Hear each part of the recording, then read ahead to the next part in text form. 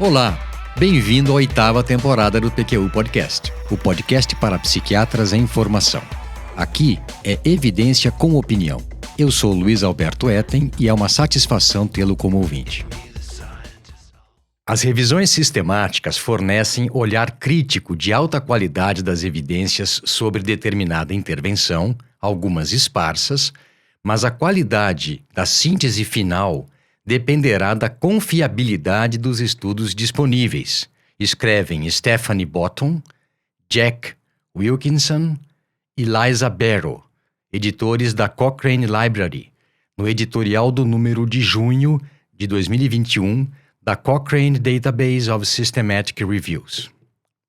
A partir daí, continuam eles, começam as dificuldades. O que são estudos problemáticos e como identificá-los? Para início de conversa, não existe consenso sobre isso. A Cochrane Library os define como, abre aspas, qualquer estudo, publicado ou não, no qual existam sérias questões sobre a confiabilidade dos dados ou dos achados, independentemente de ele ter sido objeto de retratação formal, fecha aspas. E há ainda um adendo a essa definição, abre aspas. A má conduta por parte dos pesquisadores não é a única razão pela qual um estudo é problemático. Os problemas podem resultar também de práticas de pesquisas falhas e mesmo de erros realmente inadvertidos. Fecha aspas. Achamos que o checklist para identificação de ensaios clínicos problemáticos citado no referido editorial seria de interesse para você, caro ouvinte, porque ele reforça, expande e complementa o nosso método de leitura de artigo científico, descrito detalhadamente no episódio 62 do PQU Podcast. Sim, é isso mesmo. Ele complementa o nosso, e não o contrário. Isso porque o nosso é dirigido para você, psiquiatra em formação que busca desenvolver a sua leitura crítica de artigos, enquanto esse que vamos lhe apresentar é mais voltado para a identificação de ensaios clínicos problemáticos que poderiam contaminar ou falsear uma revisão sistemática, o que implica em rigor muito maior e cuidado especial com algumas variáveis críticas para o agrupamento de diferentes amostras submetidas à mesma intervenção terapêutica. O PQU Podcast, iniciativa independente e realizada com recursos próprios, para nossa satisfação, já se situa entre os 20 melhores podcasts de ciência escolhidos por sites especializados. Isso é motivo de muita alegria, pelo reconhecimento do nosso trabalho consistente e duradouro, e de gratidão a você, ouvinte, que nos prestigia e nos acompanha regularmente. Obrigado. Mas não nos acomodemos. Se gosta do nosso podcast, divulgue-o entre amigos e colegas para que seu alcance continue crescendo. A faceta mais visível dos estudos problemáticos são os que foram objeto de retratação por parte de seus autores, cujo número, aliás, vem aumentando rapidamente. A retratação é exigida por razões bem diversas, que vão desde falhas por descuido, passando por erros crassos, até graves desvios de conduta por parte dos autores do estudo. As estimativas variam, mas a porcentagem de retratações por desvios de conduta, fraude, publicação duplicada e plágio ultrapassa 65% dos casos, segundo o levantamento realizado por Ferrick, Fang e colaboradores, publicado em 2012. Infelizmente, difícil acreditar que de lá para cá a situação tenha melhorado. Pelo contrário, aliás. E justamente por isso, porque não melhorou, que a Cochrane Library criou novas diretrizes para a identificação de artigos problemáticos. Segundo Fang, autor desse levantamento, que examinou todos os 2.047 artigos das áreas de biomedicina e de ciências da vida indexados e que foram objetos de retratação até maio de 2012, 43,4% deles continham fraude ou suspeita de fraude. 14,2% eram publicações em duplicidade e 9,8% dos casos de plágio. Somente 21,3% das retratações foram motivadas por erros de descrição da amostra, de análise estatística ou de apresentação dos resultados. Talvez ainda mais perturbador seja que a razão entre o número de retratações por fraude ou suspeita de fraude pelo número total de artigos publicados aumentou 10 vezes de 1975 a 2012. Preocupante, não? E se eu lhe disser que isso é nada mais do que a ponta do iceberg? Daniele Fanelli, do Instituto para o Estudo da Ciência, Tecnologia e Inovação da Universidade de Edimburgo, na Escócia, publicou em 2009 uma revisão sistemática intitulada "Quantos cientistas fabricam ou falsificam pesquisa?" e revelou números verdadeiramente impressionantes. Algum palpite? Pois bem, aí vai. 2% dos cientistas admitiram ter modificado, falsificado ou fabricado dados. E 14% deles relataram ter testemunhado um colega fazendo isso. Está se dando conta do tamanho da encrenca? E eu sinto informá-lo, mas ainda não acabou. Isso porque há um gap, uma lacuna de tempo entre a publicação de um artigo e a ocorrência de retratação. Esse período é mais do que suficiente para que esse artigo seja incluído em alguma meta-análise ou revisão sistemática, enfraquecendo ou mesmo inviabilizando os resultados delas. Dependendo do levantamento, em média, pasme, esse intervalo é de 2 a 3 anos, mas já chegou a incríveis 18 anos, entre a publicação e a retratação. Muito bem. Por essas e por outras é que a Cochrane desenvolveu novas diretrizes para lidar com os potenciais estudos problemáticos no contexto de revisões sistemáticas. Elas foram criadas por Justin Mann e atualizadas por Stephanie Bottom em outubro de 2021. Descrevem o passo a passo a ser seguido quando um estudo incluído na revisão é objeto de retratação ou de suspeita formal de algum problema, e de como proceder quando não há errata ou emenda pós-publicação, mas o autor da revisão ou do grupo de revisores da Cochrane tem dúvidas sobre a confiabilidade dos dados do estudo. Essa referência, bem como a de outros artigos citados aqui, estão na aba desse episódio no nosso site www.pqpodcast.com.br. Pois bem, plagiando o Eduardo Bueno, do canal Buenas Ideias do YouTube, agora é que vai de verdade começar esse episódio. Agora é que eu vou descrever o checklist elaborado por colegas da Nova Zelândia, Andrew Gray e Mark Bolland, do Reino Unido, Alison Avenel e Andrew Klein, e dos Estados Unidos, Cristina Gonçalves. Publicado na Nature, de 9 de janeiro de 2020, para a avaliação da integridade de um artigo científico. Entendeu agora por que dissemos que ele complementa o nosso método? Esse checklist foi apropriadamente intitulado Reappraised, palavra que em português significa algo como reavaliado, mas que na verdade é o acrônimo formado pelas primeiras letras das dimensões consideradas nesse checklist, a saber, Research Governance, Ethics, Authorship, Productivity, Plagiarism, Research Conduct, Analysis and Methods, Image Manipulation, Statistics and Data, Errors e Data Publication and Reporting. Tudo bem até aqui? Pois então tome um fôlego e vamos adiante. Eu vou descrever para você os componentes de cada uma dessas 11 dimensões e pode parecer muito, mas na verdade eles cabem em uma página impressa, que seria, como já dissemos, um bom complemento para o roteiro de leitura crítica que utilizamos. O R de Reappraised vem de Research Governance, algo como governança ou administração da pesquisa, que inclui 4 perguntas.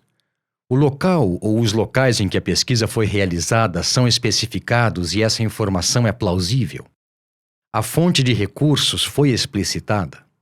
O ensaio clínico foi registrado. Detalhes tais como datas e metodologia da publicação são consistentes com os do registro. O E provém de ethics, ética, que engloba duas perguntas. O estudo foi aprovado por um comitê de ética específico e oficialmente reconhecido. Há indícios ou suspeita de prática antiética? O A é de authorship, autoria, e aqui os itens são: todos os autores preenchem critérios para serem considerados como tal. No artigo consta o que cada colaborador fez. Essa descrição é completa. A autoria de artigos relacionados é consistente. Os coautores atestam a confiabilidade do artigo. O primeiro P de reappraised vem de productivity, produtividade, e envolve duas questões.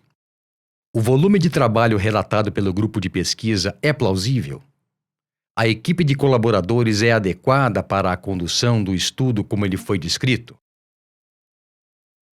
O segundo P de reappraised é de plagiarism, plágio, e também é composto por duas perguntas. Há evidências de que houve plágio? Há evidência de que houve reciclagem de texto, copiar e colar de outras publicações, incluindo texto que é inconsistente com o estudo? O R vem de research conduct, o modo como o estudo foi conduzido.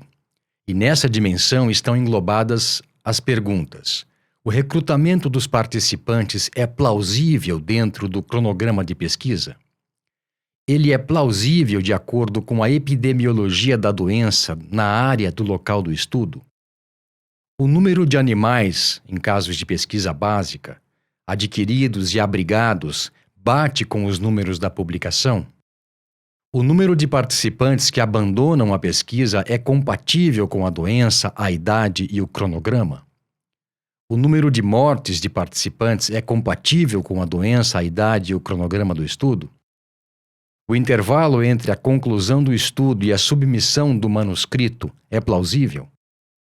O estudo poderia ter sido razoavelmente concluído como descrito no artigo? O segundo A, de reappraised, diz respeito a Analysis and Methods, análise e métodos, dimensão que inclui as seguintes questões: os métodos do estudo são plausíveis no local especificado? A análise realizada e descrita é correta? Há evidência de falhas de metodologia, incluindo aqui dados faltantes, manejo inapropriado de dados, análise de dados seletiva ou enviesada que dão resultados frágeis, o que eles chamam de p-hacking, ou a prática de torturar tanto os dados, de analisá-los e reanalisá-los de maneira tão insistente até que mostrem significância estatística, ou ainda múltiplas testagens estatísticas não reconhecidas. Há desvios de desfechos, ou seja, análise e discussão dos dados distantes do que havia sido proposto no registro do estudo. O I vem de image manipulation, manipulação de imagens, em que se faz a seguinte pergunta: há evidência de manipulação ou duplicação de imagens? O S de reappraised é de statistics and data, estatística e dados, a dimensão com mais questões. Na verdade, são apenas duas questões, mas desenvolvidas em vários subitens. A primeira é: há algum dado impossível? E dela derivam: as médias dos subgrupos são incompatíveis com a amostra geral? As sínteses de dados são compatíveis com a variação relatada? Os desfechos são os mesmos para todos os grupos? Há discrepância entre os dados do texto, das tabelas e das figuras? Os resultados dos testes estatísticos são compatíveis com os dados descritos? A segunda pergunta nessa dimensão do checklist é: há dados implausíveis? E dela fazem parte os seguintes complementos: há excessiva similaridade entre os dados do baseline dos diferentes grupos de randomização? Há qualquer dado de desfecho que seja inesperadamente destoante? As frequências de desfecho são incomuns. Há dados fora da variação descrita para sexo, idade ou doença? Há discrepâncias entre a variação de porcentagem e de valores absolutos?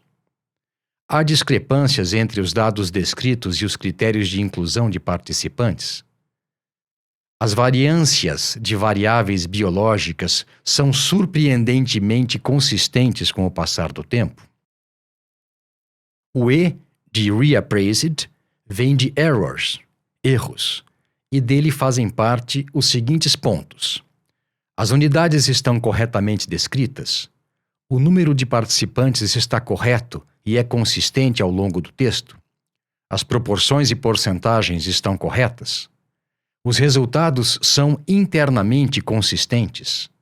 Os resultados dos testes estatísticos são internamente consistentes e plausíveis? Há outros erros de dados? Há erros tipográficos? E por fim, o D do checklist reappraised vem de Data Duplication and Reporting, duplicidade de dados e de relato, e engloba as seguintes perguntas. Os dados foram publicados em outro lugar? Admite-se alguma duplicidade e ela é explicada? Quantos dados são relatados em duplicata? Os resultados duplicados são consistentes entre as publicações? Há evidência de duplicação de figuras? Muito bem, falando assim parece muito, e reconheço, é mesmo bastante. Não é fácil dominar todos os conhecimentos para avaliar criticamente um artigo científico como foi proposto aqui. Estudo, empenho, busca por colegas com mais conhecimentos na área sendo estudada e boa dose de ceticismo vão ajudá-lo a desenvolver tal habilidade.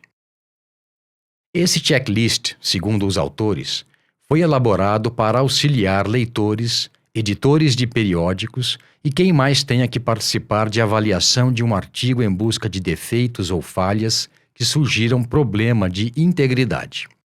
Ele é interessante porque vai além da avaliação do texto puro e simples e pode ser utilizado independentemente da suspeita de desvio de conduta.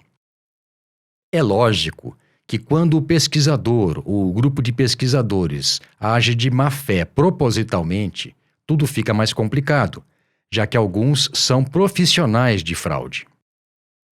São notórios os casos dos japoneses Yoshitaka Fuji, anestesista, autor de 183 retratações relacionadas à fabricação de dados e desrespeito de normas éticas em ensaios clínicos, e Yoshihiro Sato, neurologista, que teve que se retratar 43 vezes por conta de fabricação e falsificação de dados e coautoria forjada. Também o anestesista alemão Joachim Bolt está entre os 10 autores com mais artigos científicos que foram objeto de retratação. Foram 96, motivadas por fabricação de dados, realização de ensaios clínicos sem aprovação do Comitê de Ética e coautoria forjada. Da área psi, só há um pesquisador nessa lista, o holandês Diederik Stapel, professor de Psicologia Social da Universidade de Tilburg, da qual foi afastado por fraude, fabricação e manipulação de dados em diversos artigos. Pois é, amigo ouvinte, já se foi o tempo em que se pensava que se está publicado em revista científica, você pode confiar. Há evidências preocupantes de manipulação e produção de evidências que fazem com que revisões sistemáticas, tão trabalhosas, possam resultar em conclusões falseadas ou mesmo incorretas. Daí a importância de se desenvolver a habilidade de leitura crítica atenta de artigos científicos e de revisões sistemáticas para não se deixar levar por grupos movidos por interesses financeiros. Um abraço e até a próxima.